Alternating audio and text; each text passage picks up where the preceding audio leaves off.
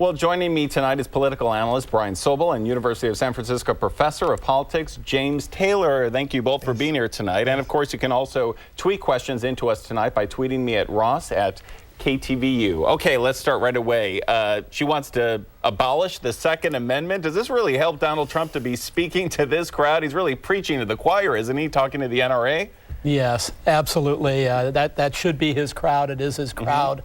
Hillary Clinton will have to, though, not kind of straddle the gun control issue. She's going to have to come out very strong. She's going to do that by making appearances, but got to be a little careful there. Yeah, do you really think that, James, that this helps Donald Trump at all? I mean, these people have already decided who they're voting for. I think Donald Trump has no experience running a campaign.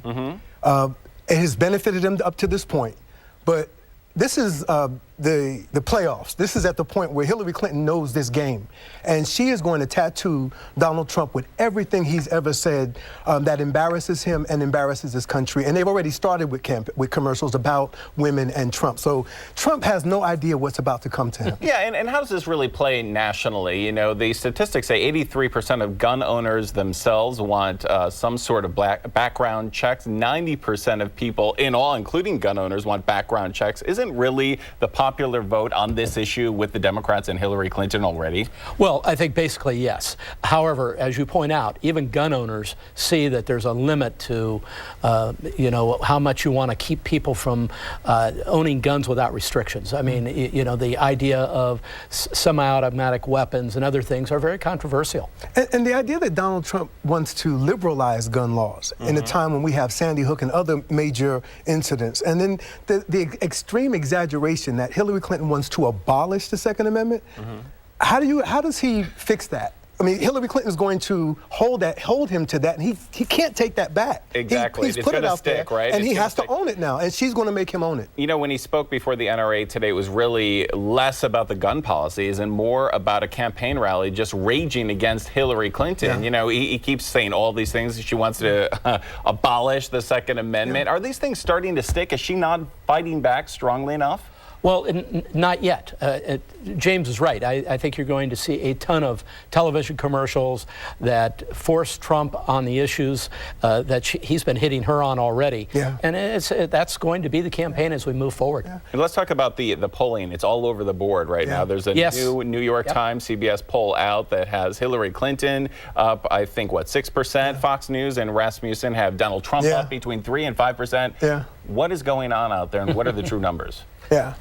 Well, I would just make the observation that when you see national polling, that is different than state-by-state polling, and we have an electoral college process. So, and we don't elect presidents by a national vote. Yeah. So, a national poll can be a little bit misleading. Yeah. Okay, let's talk about what's happening with the Democrats. You know, last week in Las Vegas on Saturday, there was that. I guess some people are calling it violence. What happened at the state convention? Yeah, somebody lifted a chair off the ground. Yeah, with Bernie Sanders. Senator Boxer saying that she felt like she was in danger. Did Bernie Sanders really come out strongly enough against this? I don't think so. Bernie has run an admirable campaign up to this point, but of late, his campaign after Hillary sort of cleared New York and then won, further west, it just seems like Bernie doesn't know exactly how to pivot or what to do. He doesn't know if he wants to fight Hillary and try to win California. He's saying he wants California to be, the end game. Yeah, but a lot of Democrats right now are really concerned about the party unity. They're really worried about what that demonstration there will mean for the future. So tonight, Mike Emanuel reports the party leaders want to avoid chaos, and they just want a smooth July convention. Take a look at this. Prominent Democrats are actively trying to figure out what will appease Bernie Sanders and his supporters. It's an effort to avoid chaos at the party's convention in Philadelphia. Democratic sources say possible ideas include positions for Sanders backers on the influential party platform committee and a prominent primetime speaking slot for him.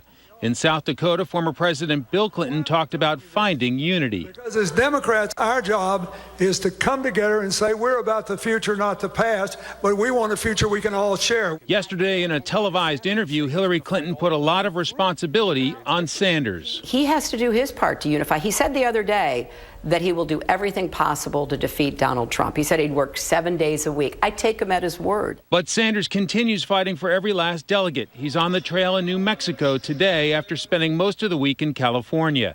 And his supporters say they expect to be treated with respect and fairness. Why should I be, as a proud, progressive, principled progressive, why should I be the one to back off? I don't think it would necessarily be violence, but it would be anger if it's not fairly taken care of and fairly carried out, the process. Today, the former president addressed the suspicion of many Sanders supporters that the system is rigged. More than 90% of the people who served with both of them have endorsed Hillary.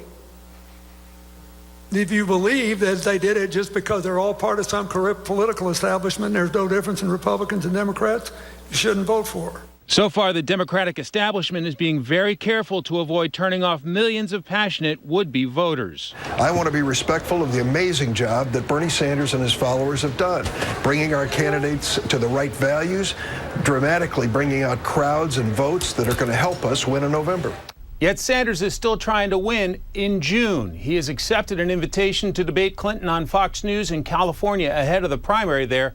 The Clinton campaign has yet to accept or decline the invitation. In Washington, Mike Emanuel, Fox News. Well, that is the big question out here tonight. Should she, will she, except we've had 9 Democratic debates so far. Do you think we're going to see another one? And should we see another one here before our primary? I hope we see another one just for the interest. And I think does it benefit her at all? It's good for the Democrats. Anything the Democrats do is good for the Democrats' down ticket. The Republicans are trying to find a way to replace Loretta Sanchez or to get to number 2 to challenge Kamala Harris. Yeah. And as long as California is engaging in debates and engaging in contests, the Democrats are winning. The Republicans suffer in California. But if Bernie backs off now, the Republicans have a chance of improving. There's a lot. But Brian, many people think that a debate would only benefit Bernie Sanders. Well, it probably would. At the end of the day, he's the one who would get the upside. And but just as a purist, yeah, the more debates, the better. And I think it would be great for California. Yeah. Okay, we'll see whether we get one. We'll know here in a matter of days, Absolutely. right? Right here Absolutely. on Fox News. Okay. Well.